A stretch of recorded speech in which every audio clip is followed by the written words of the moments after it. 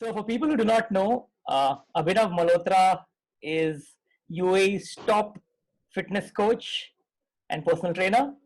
He was India's first international kettlebell athlete and is a K11 trained master trainer. So that gives him quite a unique set of skills amongst all the trainers out there because he's into strength and conditioning and into pure strength and now powerlifting as well as into training the elitist And most of the UAE and India. So Abhinav, I'm just a normal trainer, bro. Yep, yeah. So just like any other trainer. Yeah. your nickname amongst your friends was Mote, right? Yeah. how do how do you know that? Oh, this is Araina, by the way. Araina, can Papa talk? Say hi. Say hi. You remember him? You don't Hi. remember him? You don't remember him? He took your photographs? You don't remember. Okay, let Papa talk now, okay? Yeah. Later. Yeah, I'll give an Okay. Narayana interview now. Yeah, Yeah, so okay. your friend's Yeah. Tell nickname me. for you was Mote. From Mote Yeah. to being a fitness trainer, how did that happen? First of all, who told you that I was called Mote by my friends? I remember that your wife also called you Mote on your marriage day because all your friends were calling you Mote. See, for friends and family, I'm still Motu, bro. My nickname is Mota. Even now, if somebody calls anyone Mota around, so I turn around. So that's so used to. Internally, I'm still an inner fat kid, you know. So, so what happened was, I was always into sports and all. My cricket was अच्छा खेलता था, and I used to play basketball also. But I was always an obese child. So I had my spells of ups and downs. Sometimes I used to become very lean, and then I used to bloat up and all that stuff. And I used to be very confident. पतला तो मैं कभी भी हो सकता हूँ and all that stuff. But by 2010, I guess, that time I shifted to Pune. So I started struggling a bit with my weight loss issue, fat loss issues, and all that stuff. So then that time I joined Anytime Fitness there in Kalyani Nagar. So I found a trainer who started personal training me. Okay, I found out that he's from K11. So his name was Parag, by the way. He's now a very good friend, and he holds an academy called ICFA, whom I was a part of earlier as well. So I found out that he's from K11 Academy. So उससे पहले क्या था, I started training with him, some functional training stuff and all that stuff. He used to come and train me at home. So when I found out he's from K11 Academy, I started searching for K11. Then I saw Mr. Kaiser Tapadia, and I tried to contact him on Facebook. And of course, he was not interested because probably he must have been getting 1,000 messages like that. मैंने कहा यार, but I was very impressed. I used to read his article and all that stuff. मैंने कहा यार, इस बंदे से मेरे को मिलना है. So he never used to reply to me. So then I thought, इसको मिलने का तरीका क्या है? So then I decided to join K11 Academy. So I thought, I've been struggling on and off with my fitness issues as well. Every trainer gives me a different advice. Do high reps. Don't eat carbs. Don't eat fats. Ketogenic diet was something that I heard for the first time from Kazad sir. So I used to get different advice from everyone. Ye mat karo, wo mat karo. You don't need to train legs. You just run and all that stuff. All that bullshit advices. It's like, who's right and who's wrong. Then by that time I started studying a lot of ebooks as well from American authors and all that stuff. So I had a bit of idea about what strength training and what squats and deadlifts is all about. So when I started, I went to K11 and I was sold. मैंने कहा यार ये course तो करना है. So then I enrolled for the course, and I started developing interest. Over there, Mayur sir used to teach me. So he and the other K11 staff, they thought यार ये लड़का तो बड़ा intelligent है. He's grasping the concepts very easily and all that stuff. And I was one of the brilliant student of K11 at that time. So my batchmates used to be Deepika and Aditya Barve, who Aditya is of course now, and of course Deepika also, So I started developing interest. Deepika became, for Meanwhile, people who do not Parag, know, for people who do not know, Deepika became India's first IFBB figure athlete. Yeah, right? IFBB figure, right?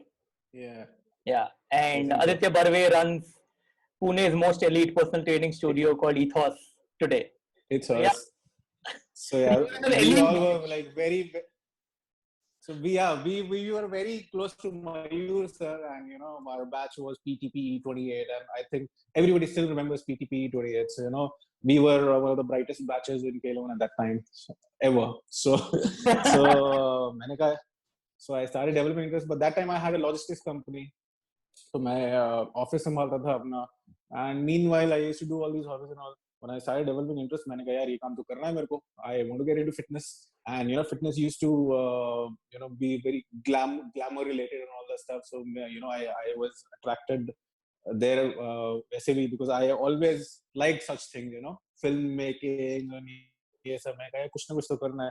So I did the course and I developed interest. And meanwhile with Parag, I opened Pune's first functional training studio. I never had a clue what it was all about.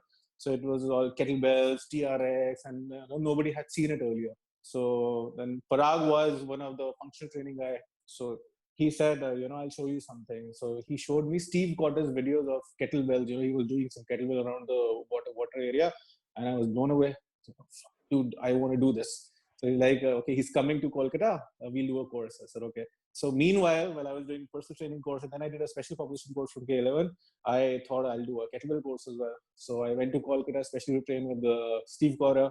So it was damn tough. मेरी हालत खराब हो गई. मैं strength training तो बहुत easy है. This is all conditioning and strength all at the same time. You need flexibility and all that stuff. I go, yeah, this will create a rage in India. So we'll open the studio and we'll smash. So then I did that course, and after that I did a kettlebell course just because I wanted to open the studio. So I wanted to know how all this works. So that's how I went into training. I did course after course, and then Parag opened a kettlebell academy, ECFA. I was of course a part of that, but I used to be fat. So I wanted to teach as well. So then I thought, I need to lose some fat as well if I really want to get into this line. Then I lost a lot of fat. I lost around 15-20 kgs, and then I competed in kettlebell competition. I was the first Indian. I took training from Sergey Rudnev, who's a Russian master of sports. So he creates world champions. So he trained me online for 8 to 9 months. That was the first time ever I took online training. That time online training was very Very rare. Nobody used to do it. Very rare. And that time I paid him $250 per month. So that's how much I really wanted to get into. I said, "No, yaar, ab meko kettlebell seekhni hai, and I want to get into strength. I want to get into kettlebells, and I want to get into this line." That's how I got into training, and from there on, I just kept doing courses after courses. So still that time I was doing my logistics business, but in 2013. I asked Mayur sir, I really want to get into this line. How do I do this? You should open your academy. So that time I contacted you. I was opening in my academy, Ballistic Kettlebell Fitness Academy. So we did a shoot together. So yeah, and that's how I really got into fitness full-fledgedly by that academy. So I opened that in 2013 September, where we did a shoot in Mumbai. And I remember I called you as well. I contacted you. Yeah, and that was the leanest where you were at that time. Yeah, that was my leanest phase. But I was a skinny fat guy, because I was new into training, and I was always an obese. So muscle maturation and all that stuff, it was not there. My muscles were not, and I was into kettlebell as well. So of course I was not into hypertrophy as well. So yeah, but somehow I was lean enough to start taking courses and all that stuff so that I don't get embarrassed. But it picked up well. I started getting very good response. K11 helped me a lot. Kazat sir helped me a lot. He used to help me send bulk messages from K11 database. That's how I started getting known in the Mumbai and Pune fraternity. And then I moved to Delhi in 2014. So there I met Chirag. I knew Chirag pehle bhi. So after that, I had a joint office with him. So from there on, because he owns a Classic Fitness Academy, so we started sharing the office, and I used Classic Fitness database as well for my growth and promotion. that's how we did. And then after that, I opened a gym management company with Chirag. Anytime Fitness was our first project. And after that, I came to Dubai. And after that, I'm here today. So that's my story. So, amongst most people in the fitness training industry, obviously we know most of them are roid freaks out there showing off chiseled abs and ripped bodies 24/7, 365 days a year. Very few Yeah. do not show off roided bodies, have like natural physiques, focus on natural training. Like Aditya Barve is one of them. You are one of them. Yeah. So, how is the challenge of being a natty or natty looking guy in a super roided industry? What's the ups and downs of Bro, it? the thing is, I had done a lot of studies about roids as well that time. As well. I was tempted to take it, cycles and all that stuff, but then somehow I just did not do it. And over here, like when I came to Dubai, so it was very challenging for me as a personal trainer, because when I joined as a personal trainer that time, I was around 78 kg. I was very skinny guy, so sometimes I used to go to a gym floor and I used to talk to the clients, and they said, I want to build body, so I want to do bodybuilding. So those Arab people, I want to make good body, so like that. Okay, I'll train you. Like, no, but you don't have muscles yourself. So that time I used to be very defensive. I'm a coach, I'm not an athlete and all that stuff. So it was tough, but then if you can make your clients believe that you know your stuff, then it's always good. Plus, my kind of clientele is mostly lifestyle related. I train a lot of special population. These days, 90% of the clients anywhere who walk into the gym are special population. They don't even want to compete on stage. They don't even Yeah. want to they don't even want to get ripped. They want to are live just fit, healthy happy and lives. Yeah. yeah, they are happy becoming a recreational athlete, lifting. They lift heavy, they get strong, they get conditioned, all the lifestyle, back pain and blood pressure and all that, they get rid of that, and they feel happy. Even when I force them to, we'll do this, they don't want to do it. So I think I relate well with my kind of clientele, and I pick up people who are suffering from back pains or diabetes or this and that, and I still make them into recreational athletes. They're lifting 150 kgs, 200 kg deadlifts, and they are conditioned. They're swinging and snatching the 32 kg double swing and all this. So they are pretty happy, and they want to be like that. And that's Yeah. how I get more referrals, and I relate to that kind of population, and I'm happy that way.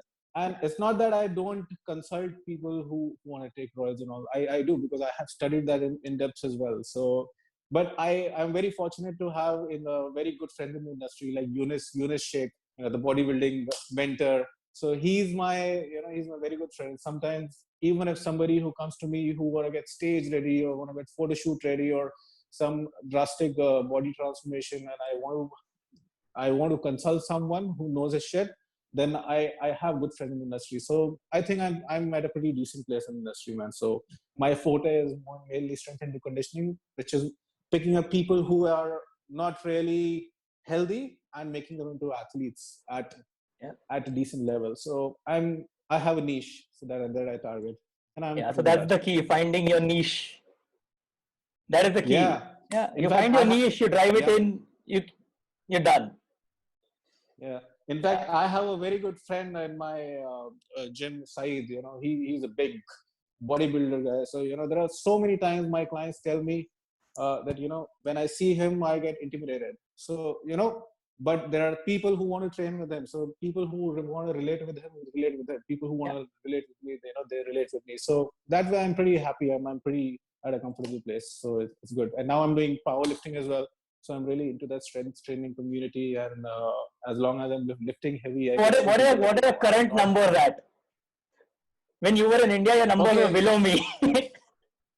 Ah. I swear, man. And you used to tell me, "Oh, my squat is 160 kg." I said, "Acha, mera to 140 hai, yaar." So, but it's okay. I'm actually very fortunate to have a powerlifting coach, Muhammad Azmat. He must be knowing him, I Yeah. think. Yeah. So what happened was I contacted him in September last year. I wanted to really play power. I want something as a sport, earlier I had kettlebell sport as my thing, but when I came to Dubai, I was really out of touch, and then I saw everybody is way over me. So I wanted something that relates to me, and I was doing strength training. I was prescribing strength training. So I told him, I really want to play powerlifting. So he said, okay, I'll coach you. Then I started coaching with him. So in 6 months, my numbers just flew, and it was a linear progression. That's the advantage when you have a coach. Even coaches need coaches. Exactly. I was So just about to say that. That was my I next point. This proves very well for a fact that e- even coaches need coaches. Yeah, So, man. And whenever I'm enthusiastic about my lifts and all this, he scolds me, dude. That's how you get injured. I said, okay, sorry, coach. So whatever he says, I just abide by that. And he's my guru. I'm not supposed. Even if he says, drinking this glass of water will make you lift this much, I will drink it. I will not argue. I will not give him my gyan and all that stuff, because I've hired him for I'm there for something and for a reason, and I'm there to just get educated. So my last numbers were 220 kg deadlift, 195 kg squat, and 125 kg bench. And it was just 10 days before my first powerlifting meet. at what In weight?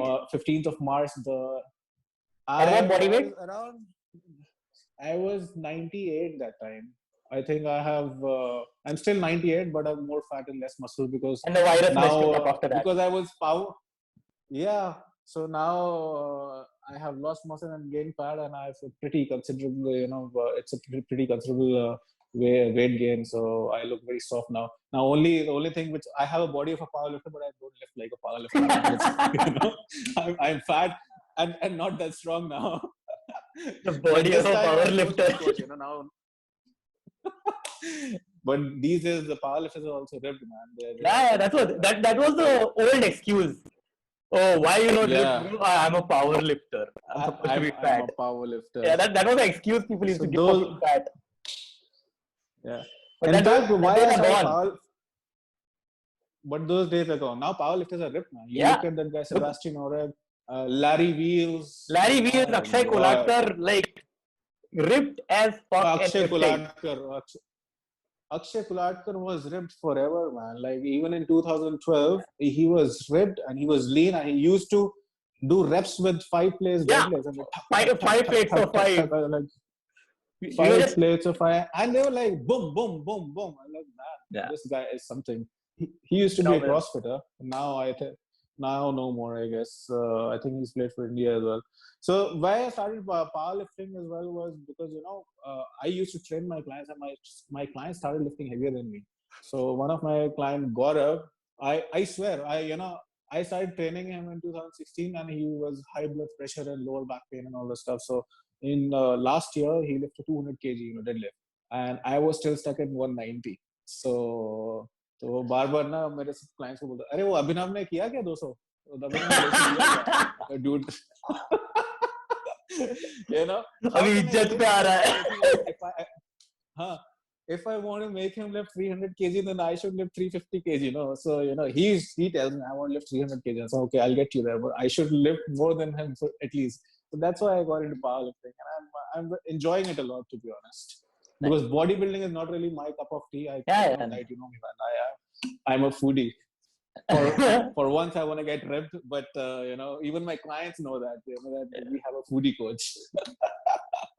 Yeah, so Instagram posts at one time used to be more about food and less about training.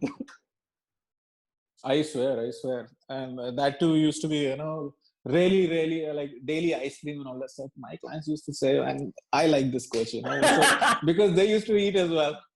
Yeah. Like coach, like student. Yeah. So they used to be happy. Neat stuff. But at the moment, I'm really enjoying my powerlifting sport, and hopefully in October again I'll compete. My gyms are about to open, man. So I hope I'll lift better than ever in that meet. Fingers crossed. Yeah. All the best.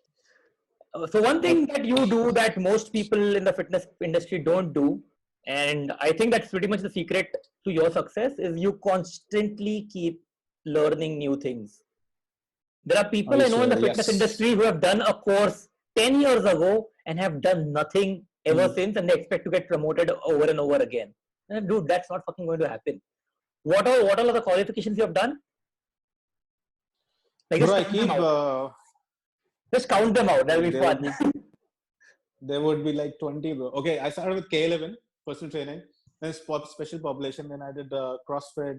I did kettlebells from Steve Kodak, kettlebells from Russia, and I also did a basic massage therapy course.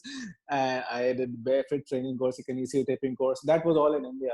I did a Uh-huh. couple of more. Then I did when I came to Dubai, a couple of years I didn't do any course because I was broke. I didn't have money. Due to some unfortunate circumstances, I had to come here.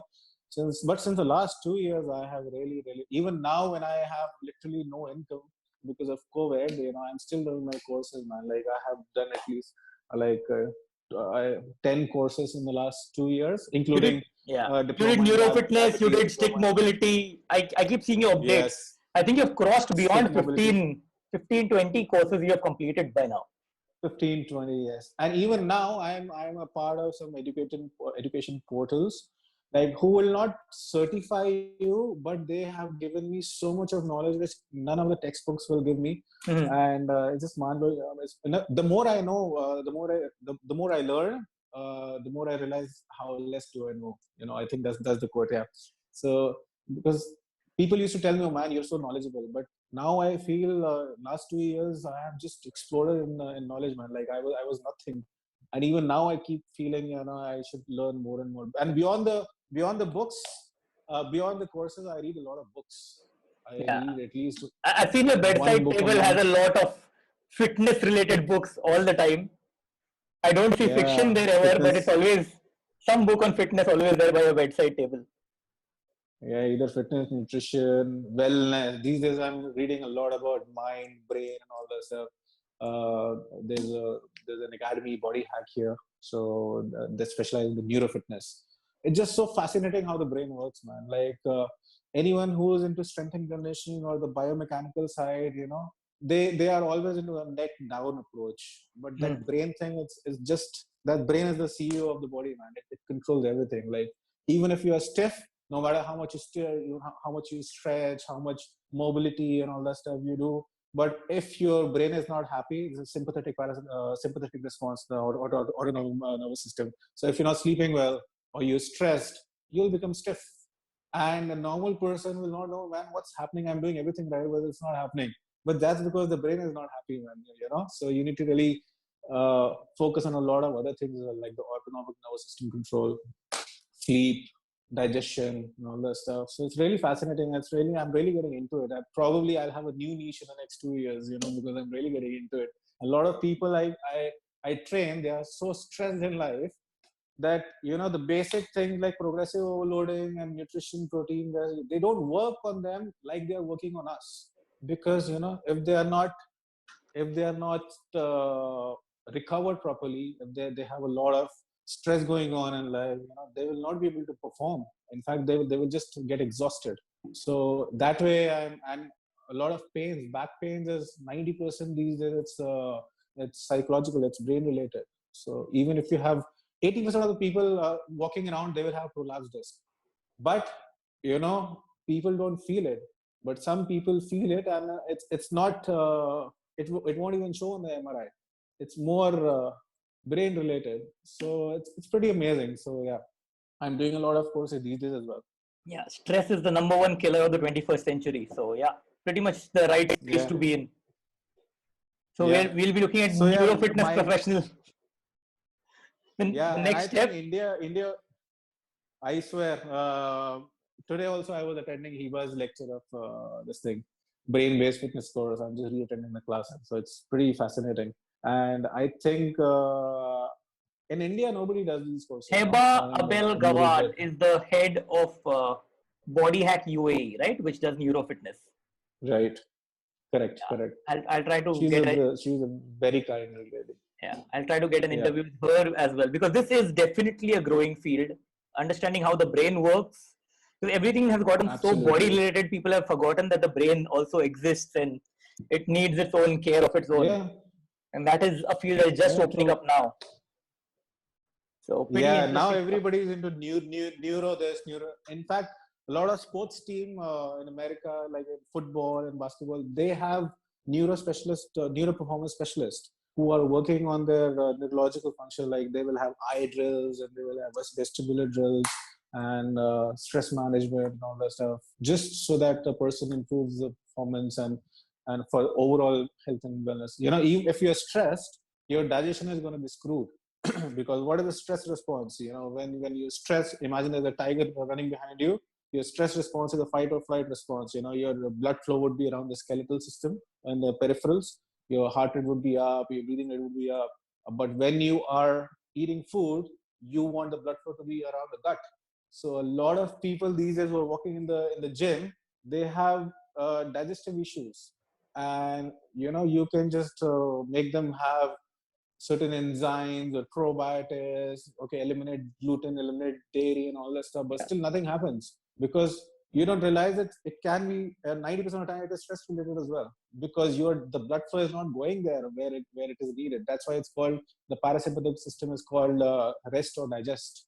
So yeah, I think you should contact Hiba. She'll be able to tell you much more in detail. Yeah. So I'm just a rookie, bro. Yeah, I've read some of her stuff online and it's pretty decent. So I will be getting her on for an interview sometime soon. Yeah. Apart from and that, my clients really respect. Yeah. Yeah. You were saying complete your sentence. What were you saying? So I was telling you about the education part. My clients really respect me for the fact that I constantly try to educate myself to give them a better service. Yeah. They don't see any other trainer doing that. Everybody is more into sessions. Okay, let's train. They're getting results or not and all that stuff. They don't care, but I do care because they're paying me a hefty amount. I charge a lot, so I should be able to. I'm like a doctor. Like personal trainers are like doctor. You have to justify your value. So even if they have some problem, I should know the medical background. If they are having some biomechanical issue, I should know the joints and anatomy and kinesiology, all the stuff. So I have to keep getting updated, man, just like doctors need to. 10 years ago, the researchers were different. Now the researchers are different. Worst are the trainers who only know muscle names. They're the worst trainers in the world. Know that, man. Yeah.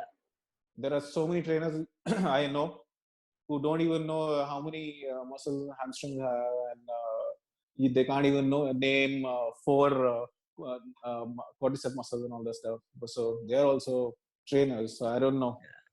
If you have to do justice, then you have to keep yourself updated. Absolutely. So one of the things I'd done when I was hiring for a gym is asked a person. Now this guy has been a trainer for the past 10 to 11 years. Okay. Hasn't done a single course or updated himself ever since. But every day he's on the phone. I just ask him, what are the apps you have on your phone? Can I see your phone? I noticed PUBG.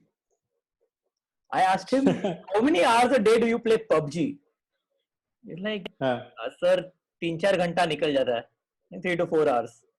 I'm like, okay. Yeah. What have your last 10 searches on YouTube been? Yeah. So most of it were fucking songs. So I was like, okay. Like, if you genuinely say that fitness is your fucking passion, I understand if you don't have the money to do courses. You have YouTube, you have online PDFs, you have apps today that will tell you details about anything you want to know. But what do you do instead? You spend 3 to 4 hours on PUBG and another 2 to 3 hours listening to crap on YouTube. So how can you even say you're passionate about fitness? Rather, you're dependent on fitness for a livelihood. Yeah. And it's not just him. I see 90% of the people, of the trainers, they are like that. And it's really fast. It blows my mind away. How? Like for me, you don't know, man. Like even last week, I had a seminar on intermittent fasting. And just because I wanted to be absolutely clear on the research and all that stuff, I got into ketone synthesis pathway and how autophagy happens, the creation of autophagosomes and all that stuff. Like I didn't even needed all that stuff for my seminar. It was for a very general, but I'm so passionate that, if I'm talking about something, I should be deeply knowledgeable about it. Otherwise, I don't have any the credibility to even talk to my clients about nutrition. If I don't understand what is a digestive system, then how can I talk about even nutrition, man? Like you tell me that. So it's baffling to know. Yeah. For a lot of them, it's just easy money. Session liya, ho gaya, bas khatam. So I'm not like that. So pretty good. That's why So, my clients respect me. yeah, of course. That's what. So anytime somebody asks me like, how do I be a successful personal trainer? I always give them examples of you, because you've pretty much Oh, done really? it the right way. Yeah, yeah.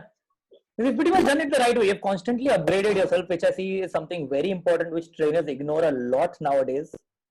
Always learning, always Yeah. progressing, presenting yourself the right way, and justifying your value to your clients by your action and your learning, not because pay me so much because I have done one course.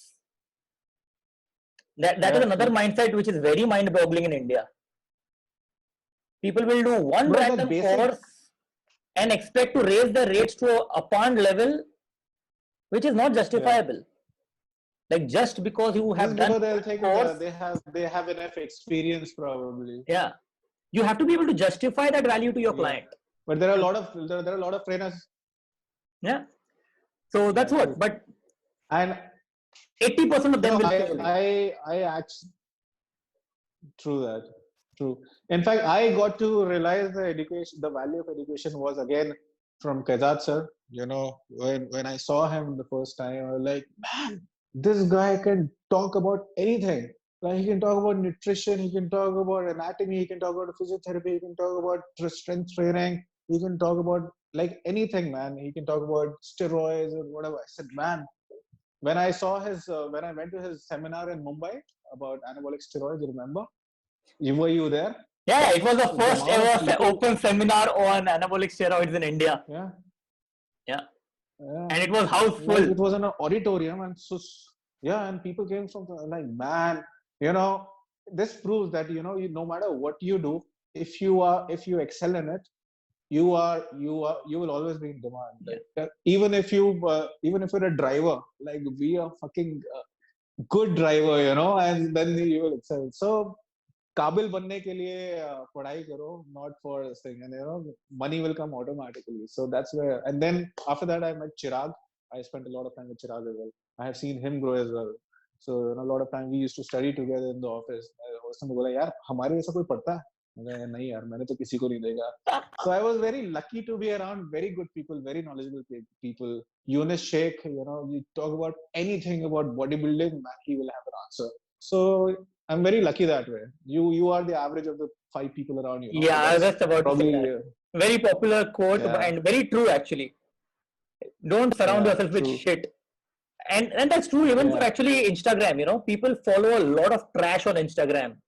They don't realize that on an average, a person is spending 18 hours online on an average, scrolling through Instagram and Facebook. If you're following trash on Instagram, you're filling those 18 hours with trash. So what do you want to follow and what do you want to put into your brain? Follow people who inspire you. Follow people you can learn some good things from. Follow things that you genuinely like. But what do people follow? TikTok stars. I'm like, holy fuck. Even I made my account on TikTok last month, man. But I suck at video making, and I was like, somebody told me make a video every day. I said, man, I have to fucking brainstorm what to make, and then I have to spend 1 hour on making it. I better study, man. I better things to do with your time, dude. And my screen time every day is also 6 hours. Yeah. The platforms like TikTok work very differently in the US than they work in India.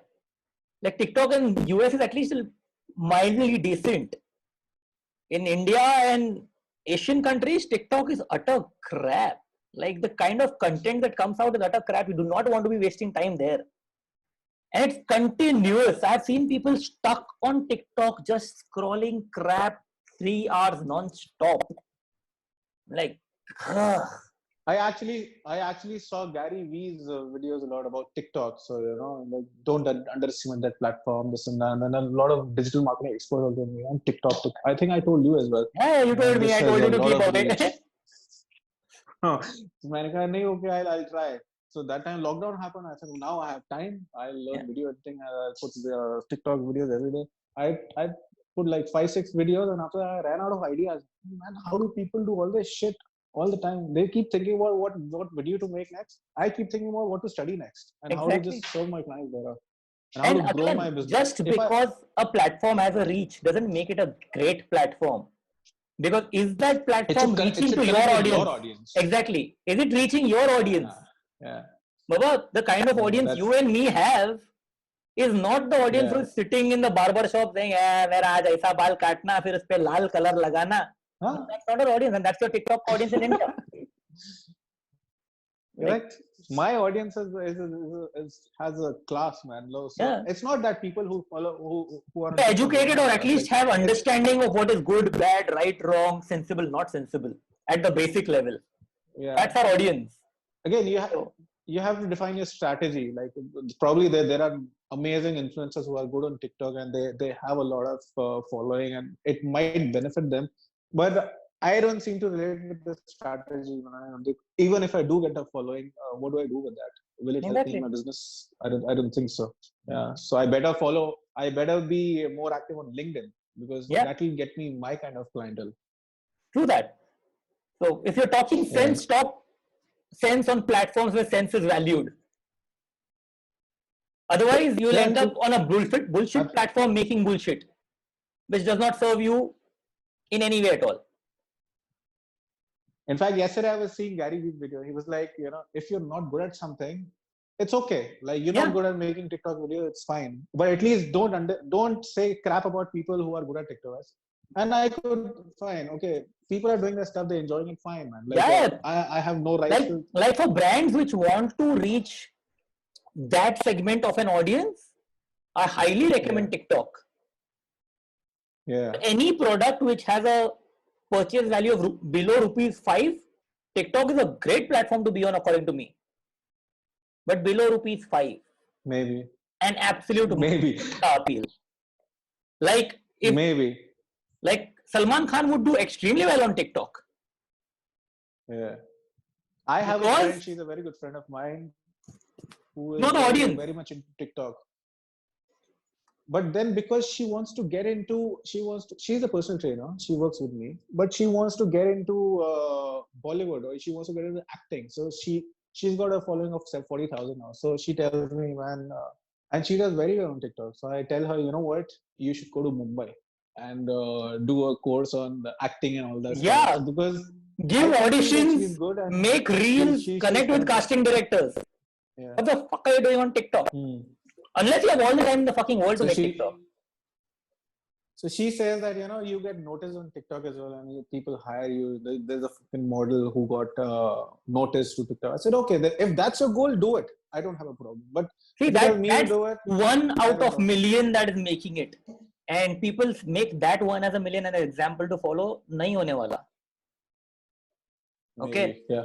it's like Shah Rukh Khan can tell I'm his not an story. expert in digital marketing. Yeah, Shah Rukh Khan can tell his story that, oh, I am Shah Rukh Khan, I became Shah Rukh Khan.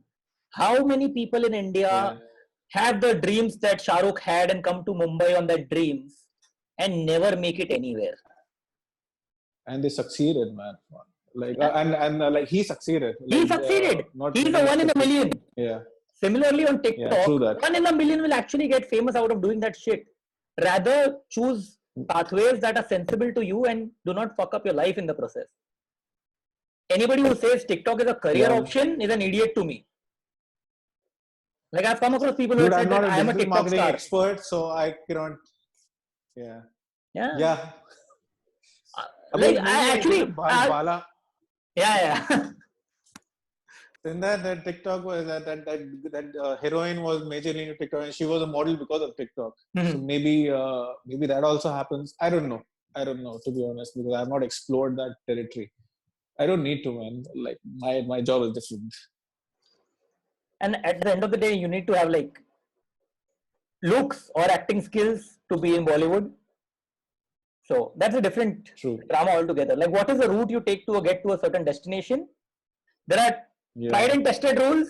Either or there's that one either you be super talented like either you be super talented like Nawazuddin Siddiqui and Nasaruddin Shah and Irfan Khan, those kind of guys, and you are willing to struggle. Like these guys didn't become superstars just like that. They struggled their ass off, man. Oh, people either think you Abhinav have Siddiqui is an overnight success. He's not an overnight success. The guy has been toiling no. on TV since I was in fucking fourth standard and seeing him on DD Metro. So people don't get that. People don't Yeah, get the hard work behind the overnight success. They only see the he overnight. debuted in '88, I guess. Yeah, And I yeah. think in Sarfarosh came in '99, and he was a guy who was beaten up by One of the extra Amir characters, yeah. Khan. Extra characters. He only got noted in 2000, late 2000s, Yeah. Well, like, 2010 around. Nawazuddin Siddiqui देखो overnight star बन गया. हम like वो overnight star नहीं बना. वो overnight 20 साल लगे उसको. सारे ओवरनाइट्स है. 20 साल के ओवरनाइट्स exactly. So I remember seeing him on DD Metro when I was in school, and that's a long fucking time ago. So My God. every field has its hard work, and people overlook the hard work and see only the success, and then like, I will fucking become Yeah. successful. That is not how it works. Even with Kedar sir, I had the same Even- talk about what is. I was about to success. I was about to mention his name. Yeah. Like he So, has been yeah. grinding into this field since he was in his teen years. And same thing goes for you. You have been at it continuously, non-stop. But some idiots whom I come across I will don't see, consider myself successful. yeah, I'll tell you the funny thing. I've actually met people who are like, oh, I will also go to Dubai and become successful like Abhinav Malhotra. I'm like, Really? the key to being successful is not going to Dubai. Okay, just because you go to Yeah. Dubai doesn't guarantee you will become successful. There are 10,000 people in Dubai trying to be Abhinav Malhotra, but you cannot because you have not put in that level of work in the first place. Like without work, people I get a lot of requests.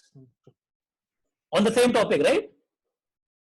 How do I move to I get a UAE? lot of requests from personal trainers from India. How do I come to Dubai, sir? I said, why do you want to come to Dubai? Sir, sir, पैसा अच्छा है, quality of life अच्छी. I said, अगर तुम अच्छे trainer हो तो पैसा इंडिया में भी बहुत अच्छा है. There are so many good personal trainers I know who are doing so well. Arun is doing so well in Bangalore. Yunus is doing so well in Mumbai. Like, of course, I know a few people only. You would be knowing lot many people. Yasmin Chauhan. Yeah. What's Manak? Yasmin Manak. Yasmin Chauhan. Yasmin. Even if you're good, you good, you can do good anywhere, and that's what people don't get. People always want to find that one secret formula कि ये कर दूंगा तो career set. I'm like, that is not how success works. Sorry. ऐसा नहीं है. I know so many good personal trainers in India who are earning more than 5-6 lakhs a month, like, and who are charging a bomb like for 12 sessions they're charging 1 lakh rupees. And imagine if they have 3-4 clients and they have enough liquidity to survive, like to lead a good lifestyle in India. So it's about getting yourself up to that level, man. You wherever you are, you can do well. I had moved to Dubai because I had to, because for some unfortunate circumstances I had to shift here. Otherwise, I was doing well in India as well. I was doing well in my academy. I was an optimum nutrition master trainer. I had a gym management company. If you want to make your ways, you can find it anywhere. Absolutely, man. Sure, Abhinav. I think it was great talking to you. I hope this chat helps other people also, especially a lot of fitness trainers in India trying to become the next Abhinav Malhotra. All right. Thanks so much, bro. I'm not that big right now, but it's nice to hear you saying all that stuff. But thank you so much for inviting me for this. You're most welcome. I'll speak to you soon. Thanks, buddy. See you. Thank you. Take care, man. See ya. Bye. Yep.